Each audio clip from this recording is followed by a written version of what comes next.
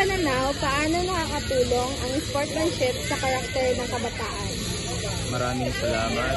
So nakakatulong ang sportsmanship sa karakter ng kabataan dahil dito may kita ng isang manlalaro kung kaya ba niyang tanggapin ang pagkatalo. So doon pa lang kung ang isang bata ay kaya niyang tanggapin ang kanyang pagkatalo o kaya kanyang pagkapanalo, doon pa lang makikita na natin ang isang bata ay